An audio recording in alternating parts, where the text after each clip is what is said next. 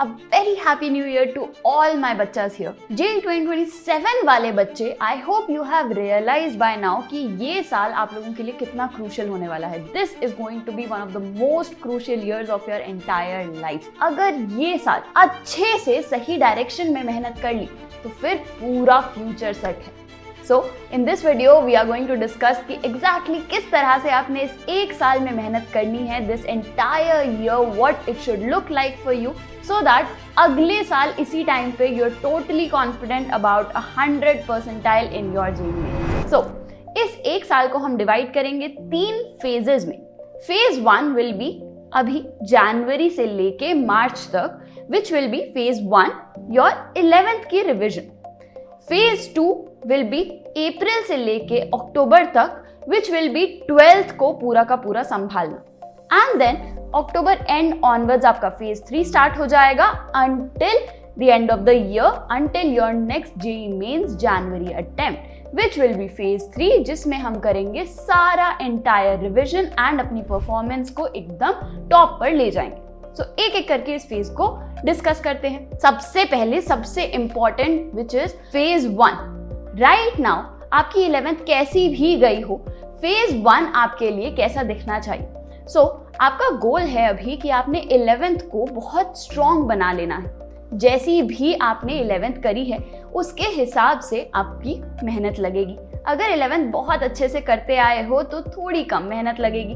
अगर 11th में थोड़ा थोड़ा टाइम वेस्ट करते आए हो तो अब करनी है पूरी मेहनत, बिकॉज अभी से लेके मार्च तक ही टाइम है जब आप 11th को बहुत स्ट्रॉन्ग बनाएंगे. उसके बाद टाइम नहीं मिलना. सो मैथ्स की बात करें तो हमारे पास ये सारे चैप्टर्स हैं, जिनमें से हमारे ये कोऑर्डिनेट ज्योमेट्री के जो चैप्टर्स होते हैं, ये चैप्टर्स ऐसे चैप्टर्स हैं जो बहुत हाई वेटेज हैं, लेकिन हम 12th में इनको दोबारा कवर नहीं करेंगे. विच मीन्स अभी ही टाइम है इसको पूरा का पूरा कंप्लीट करने का, मतलब खत्म करने का, कि इसके बाद तो मौका नहीं मिलना है.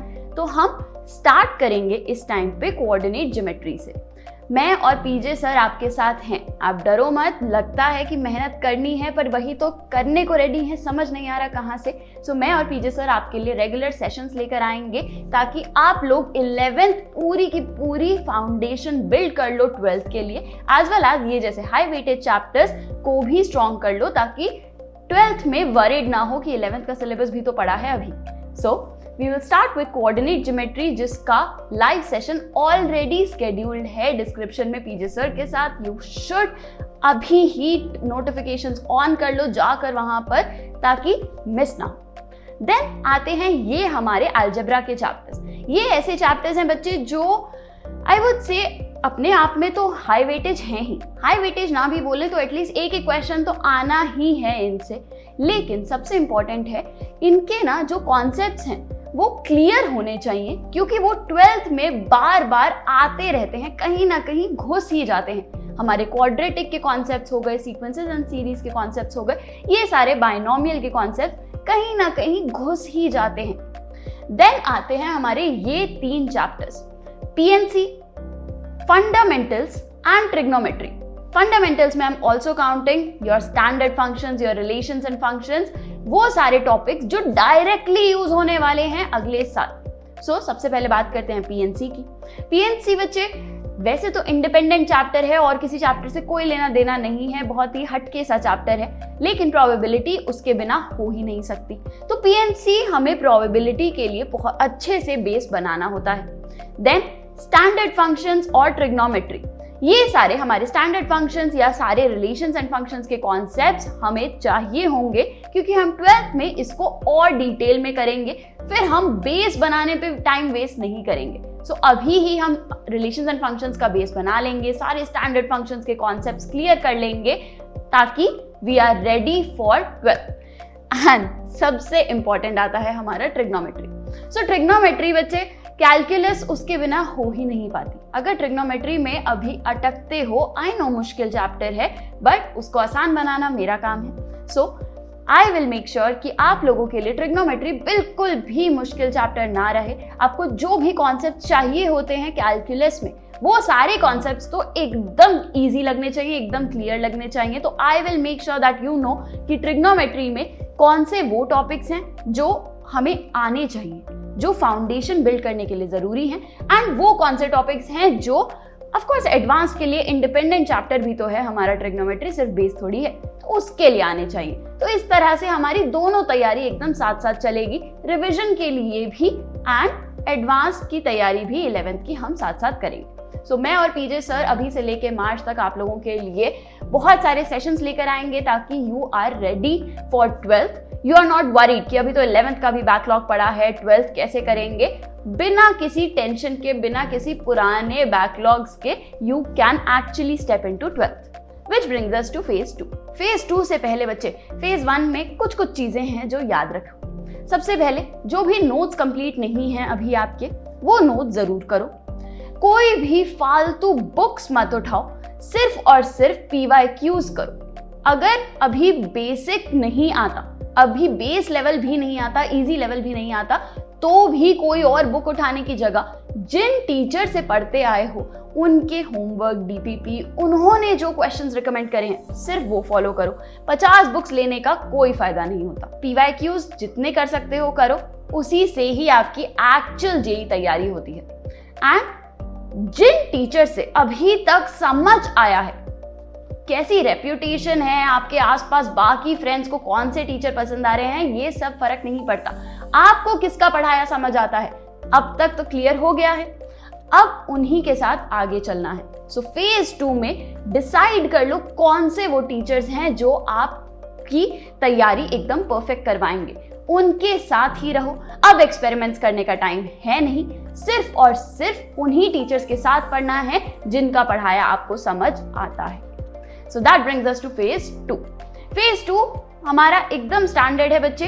12th पूरी की पूरी अच्छे से करनी है, सिंसेरिटी के साथ करनी है। नाउ यू नो कि अगर कुछ भी टाइम, एक भी हफ्ता अगर हमने ढंग से पढ़ाई नहीं करी, जितना पढ़ना था वो नहीं पढ़ा, तो फिर वो बैकलॉग इकट्ठे पे इकट्ठे होते जाते हैं। सो हमने क्या रूल्स बांधने हैं 12th में? नंबर 1 इज क्लासेस सारी अटेंड करनी है। जिन भी टीचर को आप फॉलो कर रहे हो, जहां भी हैं, ऑनलाइन ऑफलाइन किसी भी प्लेटफॉर्म पे हैं, फ्री में यूट्यूब पे हैं, जहां भी हैं, आपने उनकी हर क्लास अटेंड जरूर करनी है। वो जितना होमवर्क दें वो जरूर करना है। बट सबसे इंपॉर्टेंट सीक्रेट है, ट्रस्ट मी, किस तरह से अपने टाइम का सबसे एफिशिएंट यूज करना है, वो होता है बच्चे क्लास में 100% अंडरस्टैंडिंग। ये रूल अगर बांध लोगे ना, वहीं पे आपकी तैयारी बहुत ऊपर चली जाएगी। सो आपका रूल हमेशा का हमेशा यही होना चाहिए कि 100% अंडरस्टैंडिंग के साथ ही मैं क्लास के बाहर आऊं। क्लास में मेरा फोकस इधर से उधर जाना नहीं चाहिए। अगर जाता है, खुद के दिमाग को डांट कर वापस लाओ। नहीं, अभी पढ़ना है, अभी नहीं पढ़ा तो अभी का टाइम तो वेस्ट हो ही रहा है, फिर इतना टाइम मुझे और शाम में लगाना पड़ेगा ताकि ये काम मैं दोबारा पढ़ लूं। फिर सेल्फ स्टडी का टाइम कहां बचेगा, प्रैक्टिस का टाइम कहां बचेगा, मस्ती का टाइम कहां बचेगा। सो इसलिए क्लास में प्रॉपर फोकस रखो। एंड अगर कोई भी लाइन समझ नहीं आई, एनी स्टेटमेंट, एक भी लाइन टीचर ने जो बोली वो समझ नहीं आई, जाने मत दो, उसको लिख लो साइड में, एक स्टार बना के माइंड में रख लो कि मुझे खुद समझने की कोशिश करनी है। सबसे पहले खुद समझने की कोशिश करो। एक दिन लगाया, सोचा समझा, काफी बार आंसर आ जाता है, खुद समझ आ जाता है जब शांति से खुद बैठकर सोचो। बट अगर नहीं आया तो नेक्स्ट क्लास में जाकर टीचर से पूछो। राइट अवे डाउट नहीं पूछना, उससे आपका दिमाग नहीं चलेगा, टीचर का चलता है। सो वेरी गुड, डाउट्स आने चाहिए माइंड में, but try to solve them on your own. And तब भी नहीं हो, एक दिन लगाया है, आपने सोचा है, अच्छे से सोचा है, नहीं सॉल्व हो पाया तो जाके पूछो।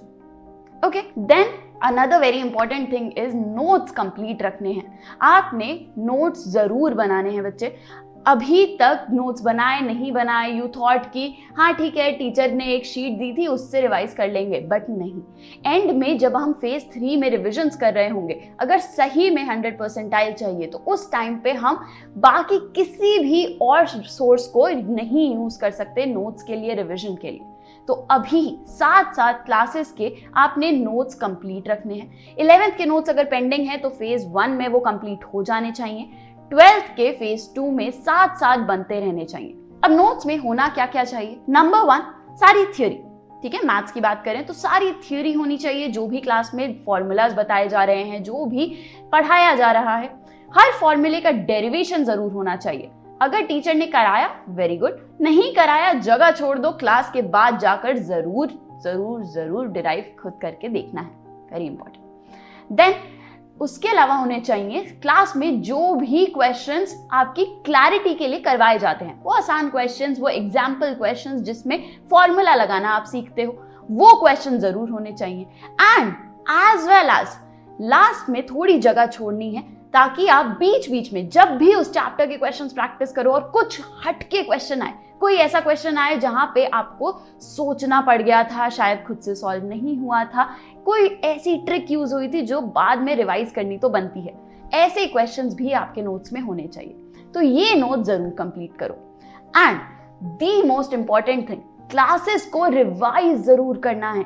अगर क्लास में 100% अंडरस्टैंडिंग हो एंड जाते ही एक बार होमवर्क करने से पहले, प्रैक्टिस करने से पहले सारी क्लास को जल्दी से रिवाइज कर लो, क्या क्या हुआ था, जब वो माइंड में फ्रेश है। जब ये कर लोगे ना कोई कॉन्सेप्ट्स मिस होंगे एंड ना वो कभी दिमाग से निकलेंगे। रिवीजन, आई नो बच्चे लगता है कि हाँ हमें क्लास में बहुत अच्छे से समझ आया, आज हमारे टीचर तो एकदम गॉड हैं, लेकिन तब भी दिमाग से निकलना तो पॉसिबल है। आप तो गॉड नहीं हो, ह्यूमन हो। सो रिवाइज जरूर करना है बच्चे, आधे घंटे में रिविजन हो जाती हैं, जल्दी से रिवाइज करना है, फिर आना है प्रैक्टिस पे। देन सेम थिंग, कोई 50 बुक्स लेने की जरूरत नहीं है। आपके टीचर आपको बताएंगे कि आपने कहां से प्रैक्टिस करनी है, आप वही करेंगे। Do not go and ask them कि कौन सी बुक से प्रैक्टिस करें, नो, आस्क देम कि हाँ हमें क्या आज करना चाहिए। बच्चे जब आप अपनी एस्पिरेशन ऐसे रखते हो कि हम ये बुक भी खत्म कर देंगे, ये भी कर देंगे, तभी बनने शुरू होते हैं बैकलॉग्स। सो लिमिटेड आप गोल सेट करो कि हाँ आज की ये डीपीपी है, आज के अगर मेरे साथ पढ़ रहे हो जैसे तो हमारे मॉड्यूल्स हैं कि उनके क्वेश्चंस करेंगे, बस ये हमारे गोल्स रहेंगे, इतना खत्म करेंगे।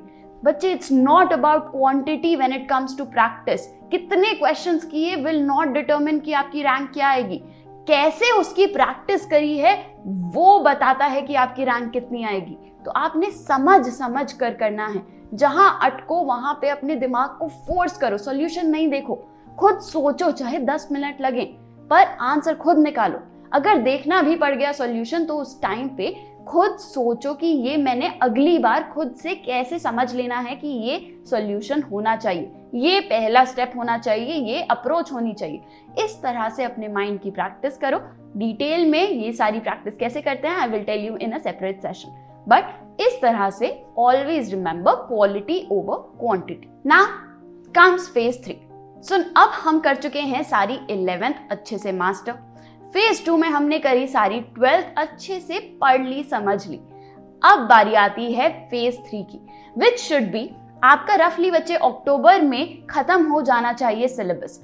ट्राई करो कि आपका सारा बैकलॉग वगैरह अगर कुछ बनता जा रहा है तो इसी तरह से आपके स्केड्यूल्स बने हो कि अक्टूबर तक आपका सिलेबस खत्म हो जाए।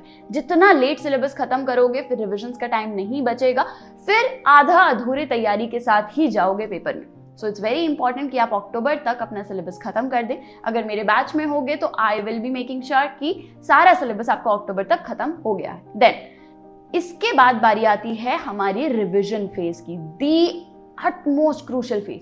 बच्चे देखो, मैम हमेशा बोलती हैं कि स्ट्रेस फ्री रहना है, पढ़ाई बिल्कुल मस्ती के साथ करनी है, फ्रीक्वेंट ब्रेक्स के साथ करनी है, अपनी हॉबीज गिव अप नहीं करनी। I still stand by that. लेकिन जब ये फेज 3 आएगा ना, स्पेशली आपका दिसंबर वाला टाइम आएगा, साल खत्म होने वाला होगा, तब सब कुछ बंद करना पड़ता है। मैम ने अपनी लाइफ में ट्रस्ट में बहुत मस्ती करी है, लेकिन पेपर से जेईई एडवांस से 5-6 महीने पहले तक का जो टाइम होता है उस टाइम पे सब बंद। वही टाइम है अपना 100% देने का, 100% से भी ज्यादा दे सको तो और भी बढ़िया। वहीं से आपकी परफॉर्मेंस यहां से यहां जाती है। सो आपने इस टाइम पे अपना फोकस पूरा का पूरा सिर्फ और सिर्फ एग्जाम पे रखना है। जितनी मस्ती करनी थी कर ली। अब फेज 3 में आपने रिविजन्स करनी है। सो अगर नोट्स बने हुए हैं फेज 1 और फेज 2 से, then you can easily revise all the theory through your notes, which is the best way to study. तो वहां से आप करेंगे सारी की सारी थ्योरी रिवाइज, उसमें अच्छे क्वेश्चंस भी हैं एंड बेसिक क्वेश्चंस भी हैं जिनसे आपकी प्रैक्टिस, जिनसे आपकी कॉन्सेप्ट क्लैरिटी बनी रहेगी। फिर अगेन कोई और बुक उठाने की जगह पिछले साल के PYQs करने हैं, अक्टूबर, नवंबर, दिसंबर एंड जनवरी। ये सारा टाइम जितना भी आपके पास होगा सिलेबस खत्म होने के बाद अंटिल योर मेंस एग्जाम, उस टाइम पे आप जितनी PYQ प्रैक्टिस करोगे, सो आई विल रिकमेंड कि आप एडवांस्ड की भी करो। बच्चे देखो होता क्या है, अब माइंड सेट का खेल है पूरा का पूरा। अगर आपका माइंड सेट इस तरह से होता है कि मेरी तो यार इतने ही बस की है, मैं तो इतना ही कर लूं बहुत है, तो वो प्रॉब्लम क्या है ना, जब इतना गोल रखते हो तो रिजल्ट यहाँ चला जाता है। जब गोल यहाँ सेट करते हैं तो भी रिजल्ट्स यहाँ आते हैं, बट गोल ही यहाँ सेट करोगे तो फिर रिजल्ट कहाँ जाएंगे। सो इसलिए पूरा का पूरा खेल माइंडसेट का है। खुद में बिलीफ रखो कि हाँ हमारे बस की है, हम करेंगे, हम अगर अच्छे से मेहनत करें, हम अगर अच्छे से समझे, अपने टीचर्स पे ट्रस्ट रखें, अच्छे टीचर्स को चूज करें जिनका पढ़ाया हमें समझ आता है।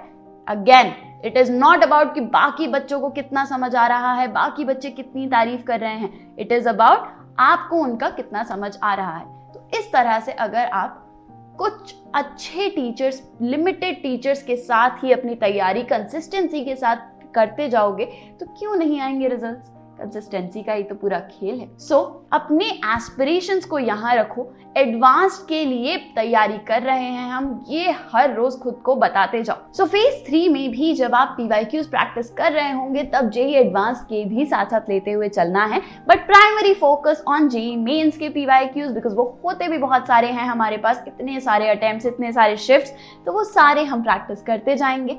पिछले 5-6 साल के करने हैं, उल्टे ऑर्डर में करना है, पहले 2026, 2025, 2024, इस तरह से डिपेंडिंग ऑन योर स्पीड कि कितना आपको टाइम परमिट करेगा।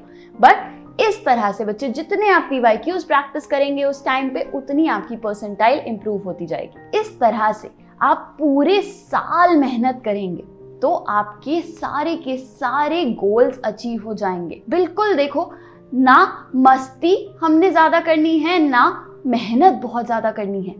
एक लिमिट होती है, मस्ती की भी लिमिट होती है, मेहनत की भी लिमिट होती है, कोई लिमिट क्रॉस नहीं करनी है, एक बैलेंस बनाते हुए चलना है।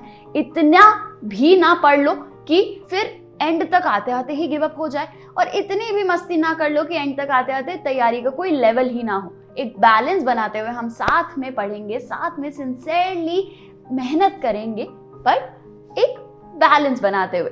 सो अभी से ही न्यू ईयर्स रेजोल्यूशन अपना बांध लो कि हमने इस साल बहुत ही सिंसेरिटी के साथ एक कंसिस्टेंटली अपना प्लान फॉलो करना है, बिल्कुल भी नहीं इधर उधर होना, ना ज्यादा टेंशन लेनी है हमने और ना ही बहुत मस्ती करनी है। एक अच्छे से हम अपनी लाइफ भी एंजॉय करते हुए अपने फ्यूचर की तरफ बढ़ेंगे, ताकि जो भी ड्रीम्स, जो भी गोल्स आप इतने टाइम से अपने लिए सोचते आए हो वो सारे के सारे अचीव